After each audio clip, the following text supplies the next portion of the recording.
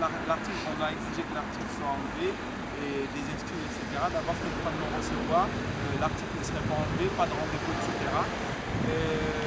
Donc après notre insistance tout au long de la journée, c'était il y a combien? Il y a 2 jours, hein, il y a 2 jours, non 3 jours, mercredi je crois. C'était mercredi. Après ça, nous on partait pour faire une action le lendemain matin parce qu'on s'est dit là c'est ce qu'on appelle vulgairement du foutage de gueule.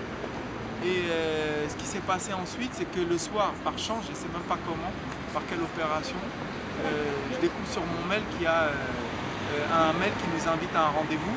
Je dis par chance parce que franchement, je ne lis jamais mes mails. Et je ne sais même pas comment j'ai. C'est-à-dire, ils auraient pu nous voir là le matin et se dire mais qu'est-ce qui se passe? C'est la guerre nucléaire alors ils avaient fait preuve de bonne volonté quoi, pour un rendez-vous. Donc ça, ils le sauront en direct et ils ont évité la catastrophe. Et donc voilà, et donc on a attendu ce rendez-vous pour voir quelle position on allait prendre. Et c'est de là qu'on sort. Donc il s'est avéré que le rendez-vous était plutôt concluant de prime abord. On le résumera rapidement, on ne va pas rentrer dans les détails. On a abordé directement la question de fond parce que notre volonté, c'est jamais de personnifier le racisme. Donc notre problème, ce n'était pas la personne qui avait écrit cet article, mais bien les mécanismes invisibles qui faisaient que quelqu'un peut reprendre à son insu les codes de ce racisme-là. Et en l'occurrence, c'est ça, parce qu'on est conscient, en tout cas on a conscience que cette dame pensait parler positivement des Noirs, mais qu'à son insu, elle a réactivé des mécanismes qui sont ceux du conditionnement avec lequel on est tous éduqués.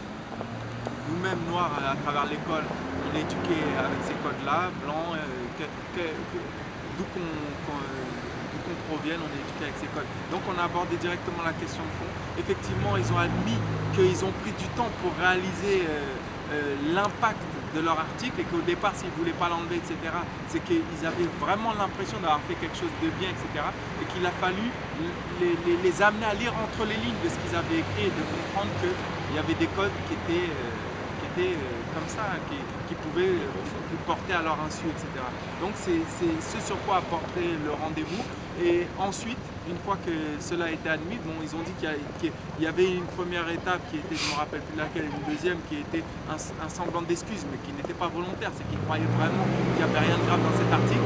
Maintenant, il y a une troisième étape qui va être faite, où là, ils vont faire des excuses officielles aux ressortissants de la communauté aussi, à l'ensemble des citoyens français par rapport à cette question des codes qu'ils ont utilisés à leur insu sans s'en rendre compte et que les mécanismes du racisme étaient bien plus complexes à démonter. On peut se vivre en croyant qu'on n'est pas raciste et pourtant colporter des idées racistes, et c'est ce qu'ils vont essayer d'expliquer si j'ai bien compris, mais ça va être complété par mes collaborateurs.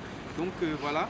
Et donc il y aura cette troisième étape et nous on a proposé une autre étape parce que c'est toujours notre leitmotiv, c'est que les mots c'est une chose mais après ça il y a les actes. Donc s'ils sont vraiment sincères dans leur volonté de s'excuser et s'ils ont vraiment conscience d'avoir fait de nous avoir causé du tort, il fallait réparer. Et donc il y a une démarche qui vise à travailler dans le sens des réparations. Donc on va travailler avec la fondation Elle pour voir dans quelle mesure les choses peuvent être réparées et ça on va le faire ensemble. Donc il y aura un rendez-vous qui sera pris dans quelques semaines, on rassure tout le monde, on ne prend aucun argent dans nos poches comme d'habitude, c'est des choses qui seront totalement claires et transparentes. Nous on marchera toujours en métro et on aura toujours les poches un peu trouées. Mais en tout cas, cet argent servira à promouvoir ou en tout cas à faire le contrepoids de ce racisme, même s'il a été inconscient.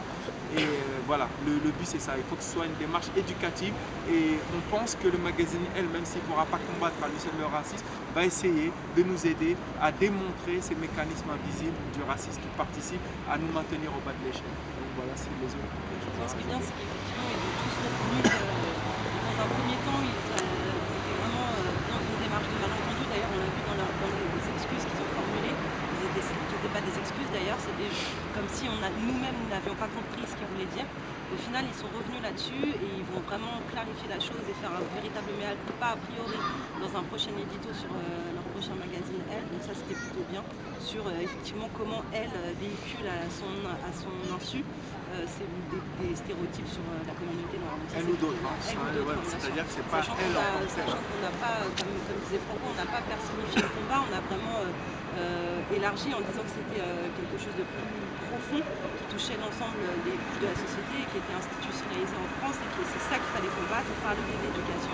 Et donc du coup, tout le volet réparation, s'il a lieu, et il faut qu'il ait lieu a priori, touchera effectivement, visera à soutenir des actions en promotion, promotion ou de soutenir la Réparation. promotion, ouais, de réparation au préjudice subi en fait. Donc c'est plutôt un bon entretien qu'on a eu et on va voir la suite maintenant, on reste vigilant parce qu'on ne sait jamais ce qui va se passer, mais on va voir la suite.